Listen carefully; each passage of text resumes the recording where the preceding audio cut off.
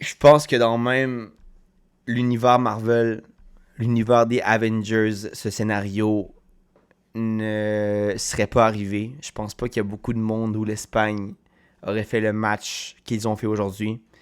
Mais il faut le respecter, puis il faut en profiter pour un fan comme moi qui était a priori un peu plus partisan de l'Espagne en raison de Pedri, de Lamine, de Dani Olmo, de Koubarsi, des joueurs formés aussi au Barça comme Kukureya. Puis sincèrement, wow, incroyable. Je ne pensais pas que cette France pouvait avoir la faiblesse qu'ils ont eu aujourd'hui. Je pensais pas surtout qu'une équipe comme l'Espagne était capable de jouer comme elles ont joué et littéralement attaquer le talon d'Achille de l'équipe de France. L'Espagne s'est imposée par la marque de 2-0 pour ses demi-finales de la Coupe du Monde contre la France et avec ce résultat, l'équipe espagnole avance en finale. Un match où je crois que la plupart de la planète footballistique ne voyait pas de possibilité du côté de l'Espagne, mais il faut le respecter, encore une fois. Le schéma tactique de la Fuente est incroyable. Ils ont réussi à freiner les monstres qui étaient Mbappé, Olysée, Dembélé, Doué, puis pas juste en attaque, aussi au milieu de terrain, Rabiot qui faisait une Coupe du Monde incroyable, Upamecano, Saliba évidemment qui a eu un peu de chance, mais je veux dire, je m'attendais aucunement à ce résultat. Commençons par, selon moi, qu'est-ce qui explique on va dire cette possibilité de briser la France. C'est un match de demi-finale. Je veux dire, l'équipe qui est capable de prendre avantage, c'est l'équipe qui craque moins sous la pression. Lucas Digne a craqué sous la pression. Lamine en a profité. Puis c'est à partir de cette action-là que l'Espagne a réussi à maintenir une certaine hiérarchie contre la France. Puis l'Espagne n'a pas laissé jouer l'équipe de France. Les combinaisons en attaque étaient magiques avec Olmo, avec Lamine. Aussi la défense, je veux dire, la défense de l'Espagne, c'est statistiquement la défense qui a moins subi en cette Coupe du Monde, mais quand tu les vois jouer individuellement, autant Cucurella, autant Cubarsi, autant Laporte que Pedro Porro, ça fait aucun sens. Ça avait aucun sens. Moi, le plus en plus que la compétition avançait, le plus que je me disais que cet entraîneur savait pas ce qu'il faisait, mais autant pour moi. Non, mais sincèrement, c'est la défense la meilleure de la compétition.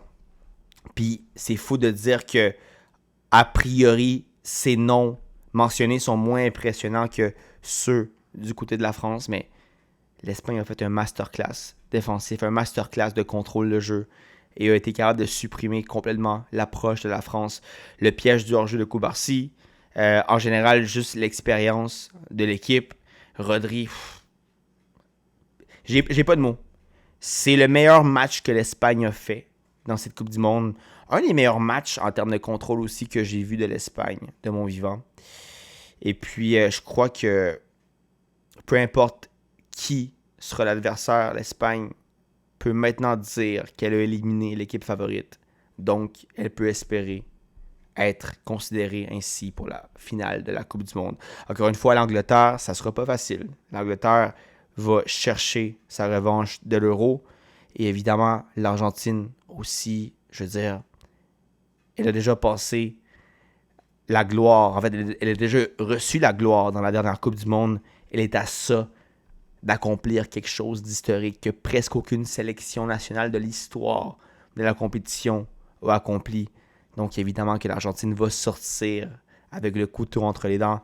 Mais si l'Espagne joue comme elle a joué aujourd'hui, si l'Espagne est aussi clinique, aussi calme, aussi expérimentée qu'aujourd'hui, ben, je crois qu'elle peut être favorite dans cette finale de la Coupe du Monde. Encore une fois, l'Espagne a battu les géants qui semblaient imbattables, le train qui semblait inarrêtable, avec une masterclass de foot, avec une masterclass de contrôle.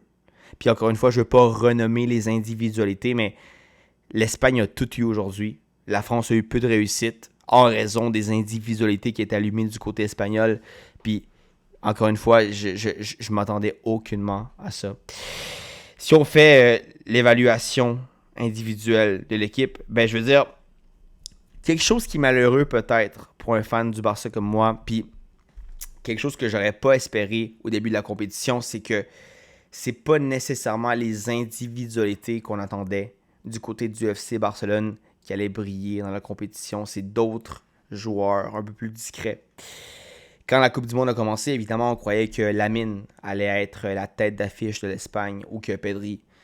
Mais le plus que la compétition a avancé, le plus que M. Pau Cubarsí a démontré une masterclass dans la compétition. Puis je sais pas à quel point un joueur aussi jeune dans l'histoire de la Coupe du Monde a démontré quelque chose comme Cubarsí a fait aujourd'hui. En général, à la compétition, encore une fois, comme je dis, parmi les 4 joueurs références du Barça, Cubarsí, c'est le joueur que moi j'espérais qu'elle allait le moins performer comparé à Olmo, comparé à Pedri, comparé à Lamine, qui sont des joueurs tellement importants en attaque puis tellement caractéristiques d'un ADN espagnol, mais Cubarsí, incroyable comment il est clinique, incroyable comment, malgré son jeune âge, il prend les bonnes décisions, puis aujourd'hui, il a fait tout ce qu'il fallait qu'il fasse, et pour moi, c'est le meilleur défenseur de l'Espagne, meilleur que Laporte, même si Laporte a aussi apporté beaucoup, mais je m'attendais vraiment pas à ça,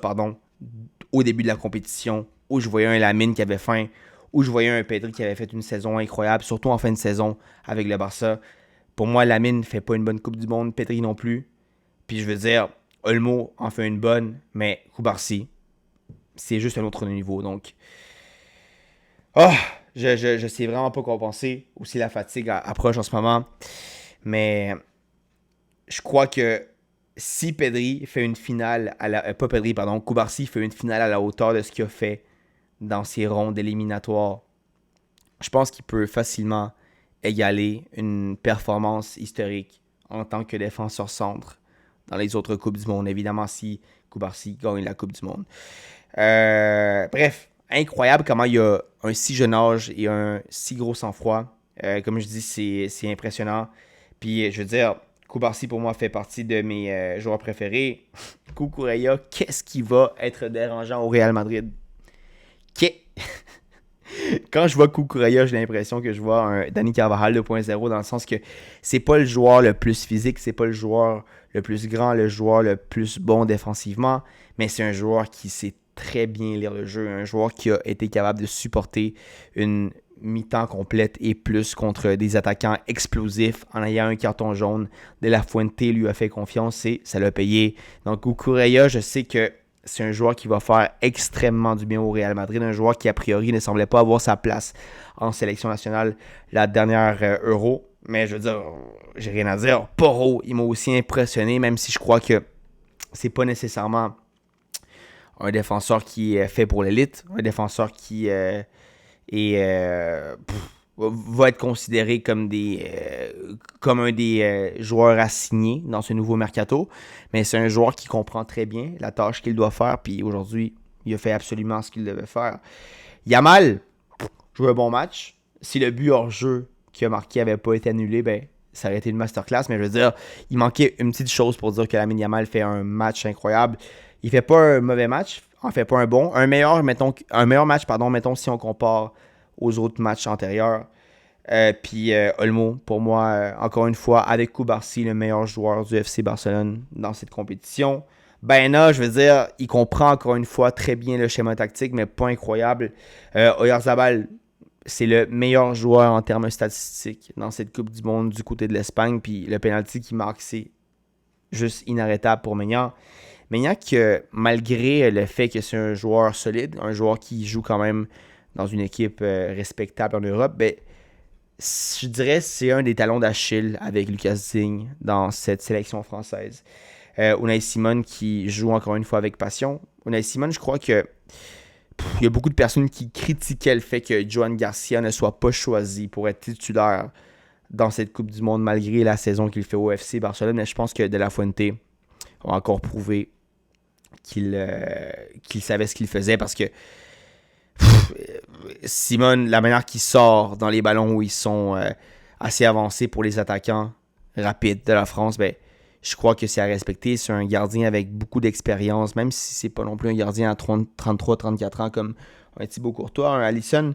Mais je veux dire, il sait très bien ce qu'il fait. Puis surtout, vraiment, je pense que qu'est-ce qui caractérise cette Espagne, c'est que les joueurs qui se démarquent le plus, c'est pas nécessairement les meilleurs joueurs dans leur club en Europe, mais c'est plus les joueurs qui savent très bien comment lire le schéma tactique de l'entraîneur. Puis c'est pour ça que, oui, les individualités sont importantes et sont vraiment cruciales dans des matchs comme ça, mais surtout, qu'est-ce qui fait la différence dans un collectif, c'est la compréhension d'un schéma tactique du côté des joueurs par rapport à l'entraîneur. Fabien Ruiz, très bon match, puis je suis triste que Pedri n'ait pas joué, mais je veux dire, Pedri fait une mauvaise Coupe du Monde. Je pense que parmi les joueurs, encore une fois mentionnés du côté du Barça, c'est lui qui fait la plus mauvaise Coupe du Monde et c'est la plus grande déception de cette équipe espagnole.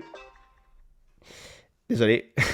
Et puis, je veux dire que en même temps, pour moi, le joueur qui apparaît le plus du FC Barcelone, c'est pas nécessairement un joueur qui on va dire,